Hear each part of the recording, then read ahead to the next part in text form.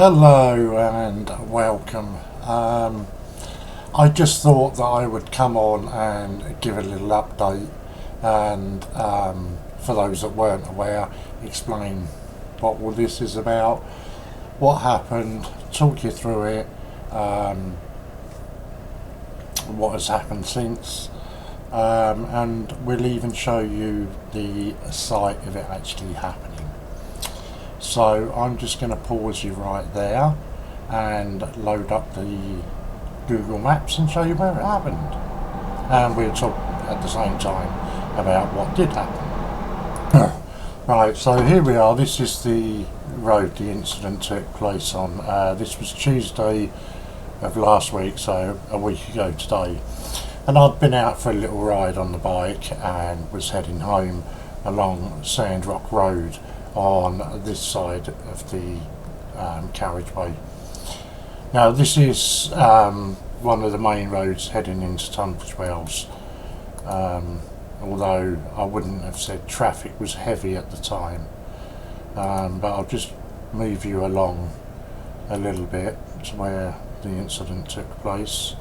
You'll notice we got a turning coming out on the right hand side. We've got a bus lay-by outside of a church here, and this is pretty much where the incident happened. These two fronts of houses don't look anything like that now. They've both had driveways put in, so it's nothing like that. And on this particular day, this driveway was being done, so I believe there were 3 workmen there, and what they'd done is their works van was parked sort of half on, half off the pathway, and there were plenty of signs up about pathway closed, pedestrians use the opposite pathway, that kind of thing. And it was only a fraction into the road. It wasn't, you know, causing a problem or anything like that. Now, I had come to a stop pretty much here because there were cars queued in front of me, obviously waiting to turn down into St James's Road there, which is actually a road, believe it or not, that takes it directly to my house. That's how close I was to being home. And yeah, I was pretty much stationary here, because there was a female who was a witness who had parked in a car in here to check that I was okay.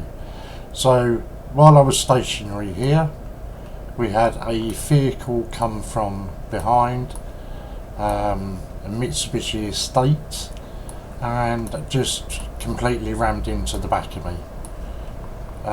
Claims he didn't see me at all, which I just find incredible, to be honest. You can see it, and the weather was pretty much like it is in this picture. It was a lovely clear day, nothing on the road. You can see it's a straight road, you know, and he just claimed that the sun was in his eyes, blinded him, and he didn't see a thing, and hit me. So, damage. What had happened was the force of the impact.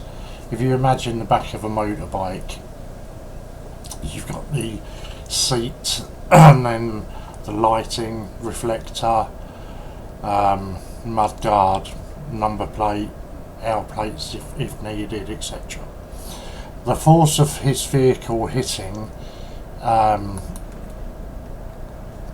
back of my bike pushed my number plate and L plate back up underneath, in the gap between the back wheel and the seat. It smashed a reflector light, and it was hit at such force that his bumper was also wedged between my wheel and my seat, which, possibly quite fortunate, meant that I wasn't thrown off the bike, nor did the bike fall over, because it was hit at such force. It was just wedged there. It actually took 2 or 3 blokes to try to separate it. So the first I was aware of this was obviously a loud bang, me being thrown forward and backward, and yeah, that was that. I will say I didn't feel too bad at the time. I guess adrenaline pumping and all that kind of thing, it didn't feel too bad. A couple of people that had witnessed it had managed to pull my number plate and reg number, and that from under the wheel, so the bike could at least be moved. We exchanged details. He wasn't keen on it, to be honest. He just said to me, take it to the shop, get it repaired, and I'll square you up. And I was, no, I'm not doing that, mate. Give me your insurance. He claimed to not know his insurance, but he did give me his name and his contact number. Told me that he would contact me later that day to give me his insurance details. Lo and behold, he never actually did. So,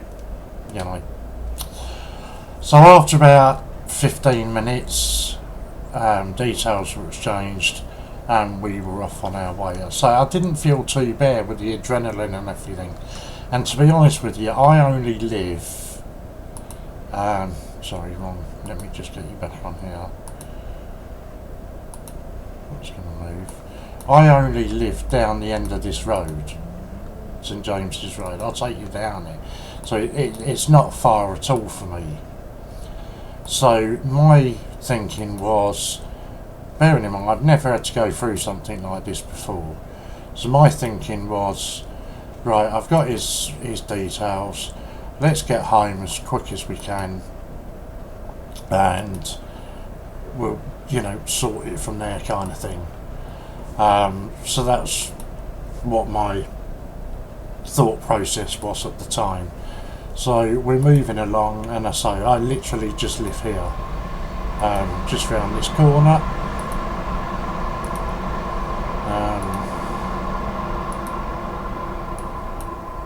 Literally round this corner. My little news agents on this corner, and here is my home. Just coming up. It's going to let me get up there. Yeah. This is where I live. So it wasn't far for me to get home.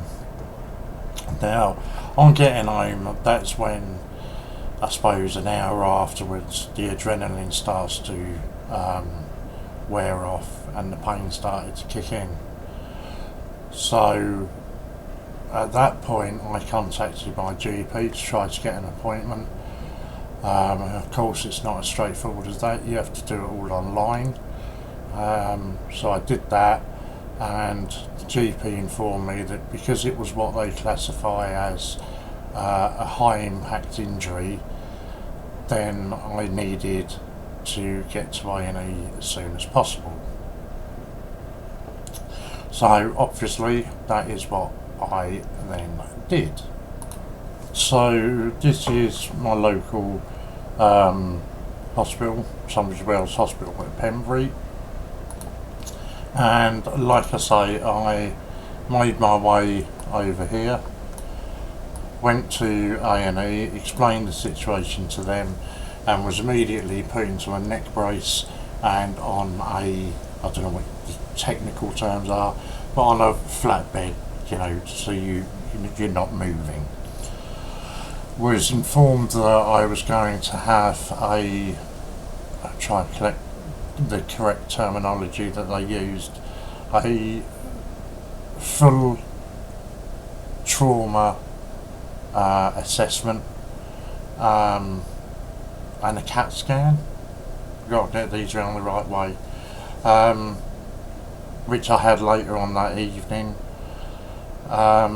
there were some inconsistencies that come back on the CAT scan of some blurring around some ligaments. And what they do is, for all of their major scans, they consult with King's College in London, and they then go off the advice of King's College. So King's College came back and recommended that I have an MRI scan. So at this point, I don't know, I was taken onto a ward. I was in A&E for a very long time. I think possibly the early hours of the morning I was put onto a ward. Your own room, everything, you know, it was lovely. And I can't fault the staff there, they were absolutely amazing. But it was just a wait for an MRI scan. And that didn't come, bearing in mind this was Tuesday about 5 o'clock that I went in. The MRI scan didn't come until either Friday or Saturday morning. I forget which one it was. I think it might have been Friday, but I'm not positive. And again, it was a wait for King's College to look at the scans and come back with their opinion. All of this time I'm in the neck brace. It hasn't been removed once. I'm not allowed out of bed. I'm strictly instructed to stay in bed. And yeah, to be honest, it was not pleasant at all. Absolute minimal movement. So as you can imagine, your toilet needs are in a bottle or a pan. As much as possible they try to leave you alone for that, but obviously if you're using a bedpan you need cleaning afterwards, so you know they're there for that. Literally bed baths on a daily basis, that kind of thing. But yeah, all in all it wasn't particularly pleasant.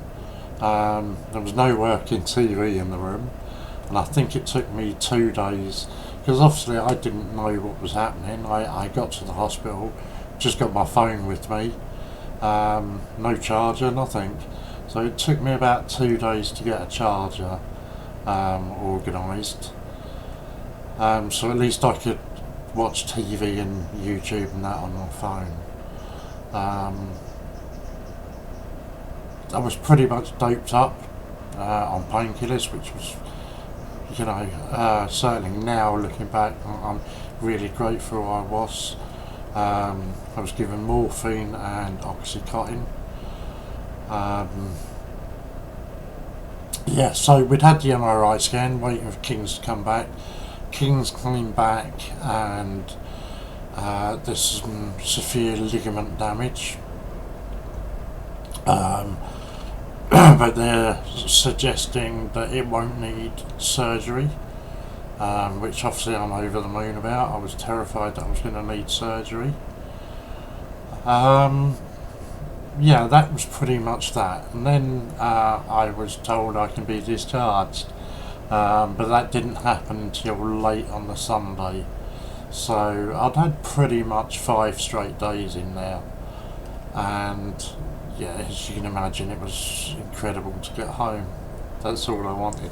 So the long and short of it is, it's a 4 weeks neck brace, which can be removed for comfort, such as, you know, bedtimes and that kind of thing. But other than that, it's got to stay on.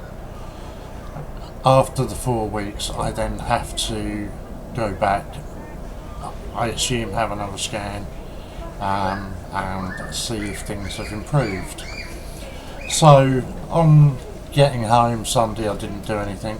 Yesterday, obviously I filed a police report because it was an RTA, road traffic accident. Filed the police report first, and then filed a claim with my insurance. To be honest, damage wise for the bike, it looks very minimal. I'd be surprised if it was more than 100 quid's worth of damage, which is just incredibly lucky. Being hit at that sort of force, I'm estimating that road's a 30-mile-an-hour road. Now, if he's saying he didn't see me, one would assume that he was travelling at a normal speed along that road. So I've estimated him to be doing between 20 and 30 miles an hour. Now you can imagine being hit, you're stationary, being hit at that force. It's incredibly fortunate there's not more damage that's been done. But I'm no expert, so there's a garage are collecting it tomorrow, taking it away to assess, because there may well be damage that I can't see, you know, a bent frame or anything like that. I don't know. So that's being done tomorrow. I am being supplied with a replacement bike. Obviously I'm suing for damages to me, time spent in hospital, etc., the scans I've had to go through, the distress obviously. So yeah, the bike's being picked up tomorrow. I should be given a replacement bike until that, you know, either mine is returned or a decision is made on what they're going to do with that. I've had contact from my insurers yesterday, want a few more details, want me to send them a few bits and pieces. They want me to go onto a physiotherapy course, I think for 4 weeks, which obviously I'm more than happy to comply with that. And that is pretty much it that I can give an update. I will say